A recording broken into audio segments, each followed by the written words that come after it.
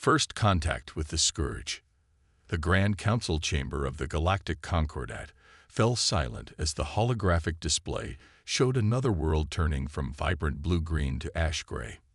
Mezek, the aged Thraxi diplomat with skin like polished obsidian, closed all four of his eyes in a gesture of mourning. That made 17 worlds in just 6 months.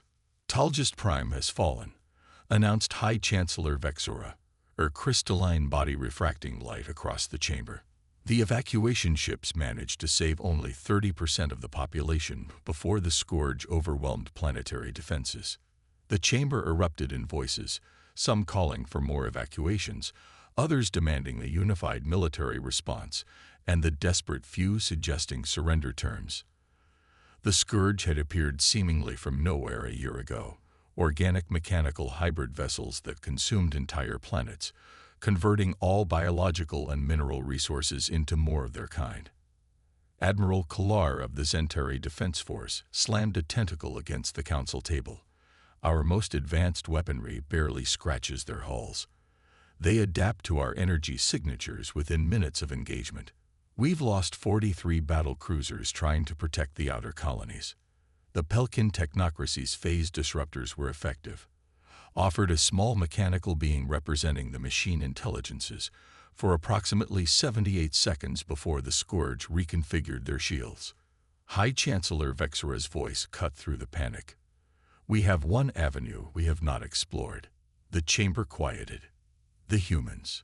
Laughter rippled through the gathering. Ambassador Trell of the Mokai Confederacy fluttered his wing membranes dismissively. The primitives. They only achieved faster-than-light travel 40 years ago.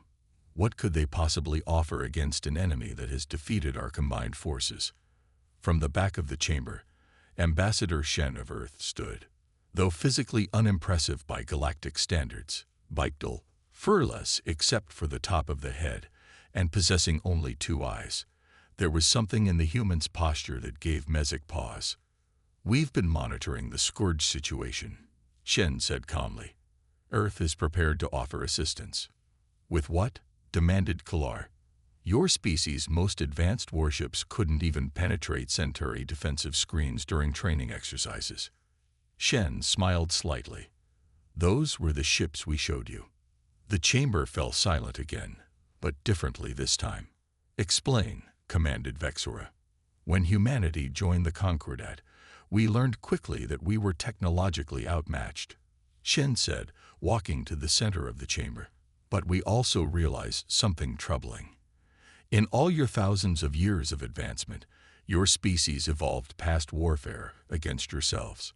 Your weapons were designed for defense against natural threats or the occasional pirate band, not for all-out war against an equal power. Shen activated a small device, and a new hologram appeared beside the images of the fallen worlds. It showed a massive angular vessel unlike the sleek designs favored by Concordat engineers. Where Concordat ships had minimal weapon mounts, this human vessel bristled with them. The UES Vanguard, Shen announced. The first of our Defender-class warships. We have 7 completed and stationed at strategic points throughout our solar system. A murmur spread through the chamber. Ambassador Trell's wings flapped in agitation. You built war vessels in secret. This violates at least 6 Concordat treaties. Actually, Shen replied coolly, we were careful to respect the letter of those treaties. The Vanguard class carries no weapons prohibited by Concordat law. We simply optimize designs for combat rather than peacekeeping. But the Scourge adapt to any energy weapon within minutes, protested Mezek. That's why the Vanguard doesn't primarily rely on energy weapons, Shen explained. Humanity never abandoned kinetic warfare. Sometimes the oldest solutions are the most effective. You expect to defeat the Scourge by throwing rocks at them. Kalar scoffed. Shen's expression hardened. Rocks accelerated to significant fractions of light speed, carry tremendous energy. And unlike your phase disruptors or plasma cannons, there's no energy signature to adapt to. It's simply physics. High Chancellor Vexora stepped forward, her crystalline form catching the light. Ambassador Shen, The Concordat would formally request Earth's assistance against the Scourge threat. "Earth stands ready," Shen replied. "Captain Eliza Chen of the Vanguard can be at the Talgis system within 72 hours to assess the Scourge threat directly." As the council session ended, Mezek approached the human ambassador. "You kept these capabilities hidden for 4 decades, he said. "Not a question, but an observation." Shen met his four-eyed gaze steadily. "Humanity has a long history of warfare, Ambassador Mezek. When we joined the galactic community and saw how peaceful it was, we hoped we'd never need these skills again. But we couldn't forget them either. It's too deeply encoded in our history and our DNA." "You prepared for war even in peacetime," Mezek observed. "An old human saying," Shen replied. "Hope for the best, prepare for the worst." 3 days later, Captain Eliza Chen stood on the bridge of the UES Vanguard as it dropped out of FTL on the edge of the Talgis system. At 45, Chen had spent over half her life in Earth's space forces. Her dark hair was cut in a practical military style, and her eyes missed nothing as she surveyed the tactical display. "Scourge signatures detected," reported her tactical officer, Lieutenant Okafor. 3 capital-class vessels orbiting what's left of Talgis Prime, with multiple smaller craft harvesting resources from the surface. Chen nodded. "Any Concordat forces present?" 2 Zentari cruisers maintaining observation at extreme range, Okafor replied. "They're hailing us." "On screen," Chen ordered. The face of a Zentari commander appeared, tentacles twitching nervously. "Human vessel, this is Commander Vrex of the Zentari Defense Force. Be advised that direct engagement with Scourge vessels is not recommended. We've lost 17 ships trying to prevent the fall of this world." "Understood, Commander," Chen replied. "We're here to gather tactical data. Request permission to approach to optimal observation range." The Zentari seemed shocked. "Observation range of a Scourge harvesting operation is no closer than 10 light minutes. Any vessel that approaches closer is immediately targeted." Chen smiled slightly. "We'll keep that in mind. Vanguard out." She turned to her bridge crew. "Tactical stealth protocols. Reduce our energy signature to minimum. Prepare kinetic packages 1 through 4 for possible deployment." Her first officer, Commander Rodriguez, approached her chair. "Captain, we're still under observation by Concordat forces. The Council hasn't formally authorized combat operations. They asked for our help, XO, Chen replied. I intend to show them what that means." She tapped her console. "All hands, battle stations. This is not a drill." The Vanguard moved silently through the Talgis system, its advanced stealth systems, technology Earth had never shared with the Concordat, masking its approach. On the main viewer, the Scourge vessels came into focus. They resembled massive insects, with segmented hulls and protruding appendages that harvested material from the planet below. "Analysis complete," Lieutenant Okafor reported. "Scourge vessels show organic components integrated with mechanical systems. Energy readings suggest they use the harvested materials to fuel rapid reproduction." "Weak points?" Chen asked. "Junction nodes between segments," Okafor replied, "and what appears to be a central neural cluster. But both are heavily shielded against energy weapons." Chen nodded. "But not against kinetics. Target the largest vessel's primary junction nodes. Prepare 4 railgun projectiles, titanium tungsten alloy, no explosive payload." "Target locked," Okafor confirmed. "Range optimal. Fire." The Vanguard shuddered slightly as 4 projectiles, each the size of a small car, accelerated to near relativistic speed from the ship's primary railguns. At that velocity, they crossed the distance to the Scourge vessel in seconds. The impact was spectacular. The Scourge vessel's shields, designed to disperse energy weapons, did nothing against the kinetic force. The projectiles tore through the junction nodes, severing entire segments of the massive ship. Secondary explosions rippled along its length as critical systems failed. For a moment, nothing happened. Then the two remaining Scourge capital ships turned toward the Vanguard. "They detected us," Rodriguez reported. "As expected," Chen replied calmly. "Defensive protocols. Prepare to evade." The Scourge vessels launched a barrage of energy weapons, beams of cohesive plasma that cut through space toward the human ship. "Evasive pattern Delta," Chen ordered. The Vanguard moved with surprising agility for its size, avoiding most of the incoming fire. What hits it did take were absorbed by its reinforced hull. "Return fire. Kinetic packages 5 through 12. Target their neural clusters." Another volley of railgun projectiles launched, striking both Scourge vessels with devastating effect. One broke apart immediately, its neural cluster shattered. The other listed heavily, leaking what appeared to be both mechanical fluids and organic matter into space. "Captain," called the communications officer, "the Zentari cruisers are hailing us." "They seem excited." "On screen," Chen ordered. Commander Vrex appeared, his tentacles writhing in what Chen recognized as the Zentari expression of shock. "Impossible. You destroyed 3 Scourge capital ships in under 5 minutes. Our entire battle group couldn't damage one." "Sometimes the old ways are best, Commander," Chen replied. "The Scourge evolved defenses against energy weapons, but physical impact is universal. Please inform the Concordat Council that Earth is ready to discuss a comprehensive strategy against the Scourge threat." As the transmission ended, Chen turned to her crew. "This was just the beginning. Send all combat data to Earth Command. The real war starts now." Operation Endgame. The Concordat War Council looked very different from the Grand Chamber where diplomatic matters were typically discussed. Gone were the ornate furnishings and ceremonial artifacts, replaced by tactical displays and communication arrays. Representatives from 27 spacefaring species sat around a utilitarian table, their usual rivalries set aside in the face of extinction.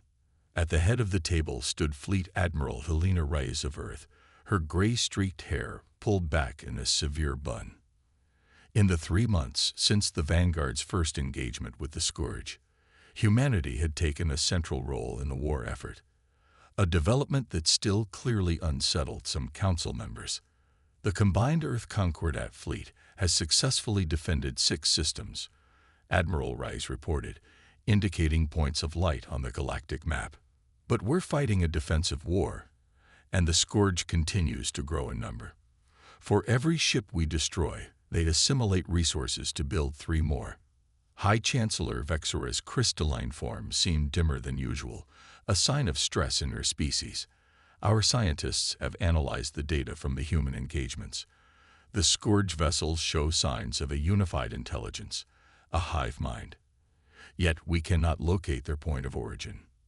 "That's because they're hiding it," said Dr. Akira Tanaka, Earth's chief xenobiologist.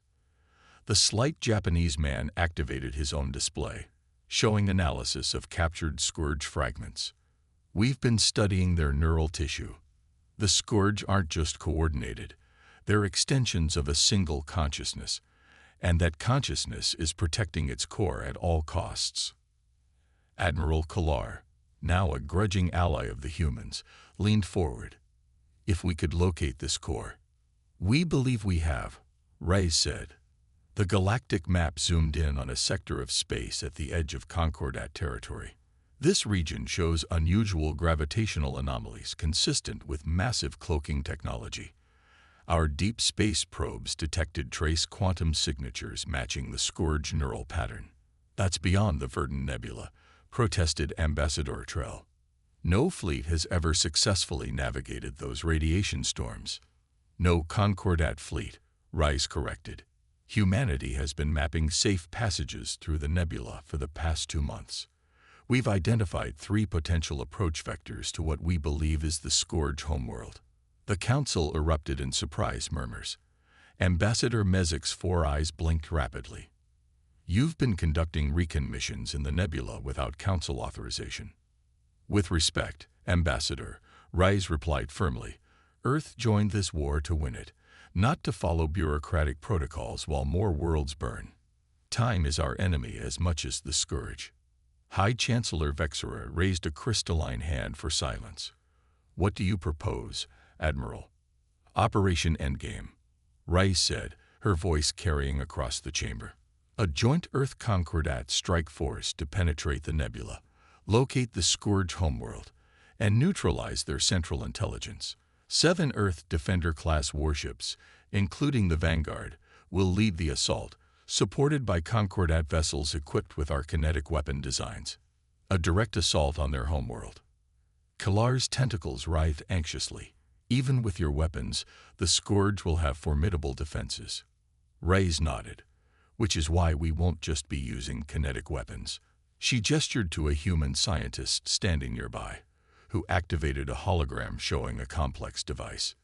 This is NinoVA, Neuro-Organic Viral Agent, developed by combining human genetic engineering techniques with Pelkin nanotech and Thraxi psychic resonance theory. Dr. Tanaka stepped forward. The Scourge's strength is their hive mind. No VA will sever the connections between the central intelligence and its extensions. Each Scourge vessel will become isolated, fighting as an individual rather than part of a collective. You want to use biological warfare. Ambassador Troll's wings fluttered in alarm. We want to survive, Rise replied bluntly. No VA targets only the specific neural pathways of the Scourge. It has been exhaustively tested to ensure it affects no other life forms. High Chancellor Vexera studied the human admiral for a long moment. When humanity joined the Concordat, many feared your species' history of warfare would make you dangerous allies. Now it seems that same history may save us all. She straightened to her full height. The Council approves Operation Endgame.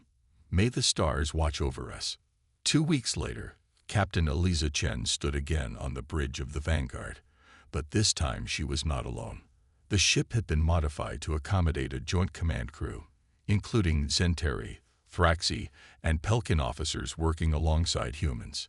Approaching the nebula boundary, reported the Thraxi navigator, her 4-fingered hands moving gracefully over adapted controls. All ships in formation, added Commander Rodriguez. The Concordat vessels are maintaining position as instructed.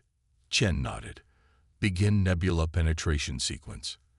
Activate radiation shielding. The fleet, 7 Earth warships and 12 Concordat vessels, moved into the swirling gases of the verdant nebula. Brilliant green and purple energies played across their hulls as the ships followed the narrow safe passage Earth's probes had mapped. Radiation levels within tolerance, reported the Pelkin science officer, its mechanical voice somehow conveying tension despite its artificial nature.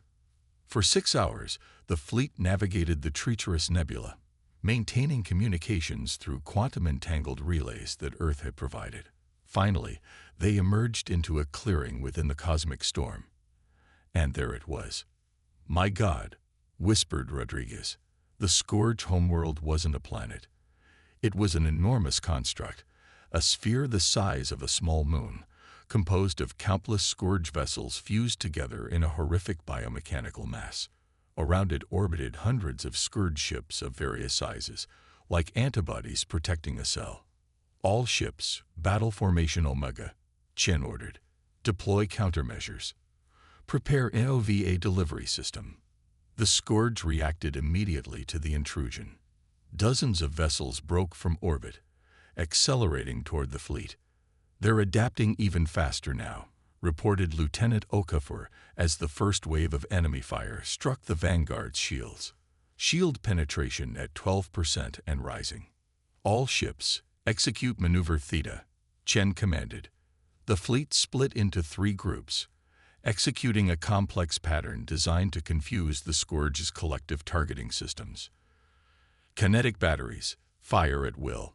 Target their propulsion systems. Space lit up with the fury of battle as railgun projectiles tore through Scourge vessels, while energy weapons from both sides crisscrossed the void. 3 Concordat ships exploded under concentrated fire, their crews lost in moments. We need to get closer, Chen said grimly. The NOVA device must be within 50,000 kilometers to propagate effectively. That's suicide, protested the Zentari tactical officer. The concentration of scourge fire increases exponentially as we approach. Chen's expression hardened. Then we make a hole. All ships, focus fire on Sector 7. We need a corridor to the construct. The fleet's weapons concentrated on a single area, creating a momentary gap in the scourge defenses. The vanguard accelerated through, taking heavy fire on all sides. Warning alarms blared across the bridge as systems began to fail under the assault. Hull breaches on decks 4 through 7. Rodriguez reported. Automated repair systems engage. Shields failing. Maintain course, Chen ordered. Distance to optimal NOVA deployment. 80,000 kilometers and closing, Okafor replied. 75,000. 70,000. A massive impact rocked the ship, throwing crew members from their stations. The lights flickered and emergency power engaged. Main power offline, Rodriguez reported. Switching to auxiliaries. Railguns inoperative. We have thrusters and the NOVA launcher. Nothing else. Chen gripped her chair as another impact shook the vessel. Keep us moving. We only need one shot. The vanguard limped toward the massive scourge construct, trailing debris and atmosphere. Around them, the battle raged as the rest of the fleet fought desperately to draw fire away from the flagship.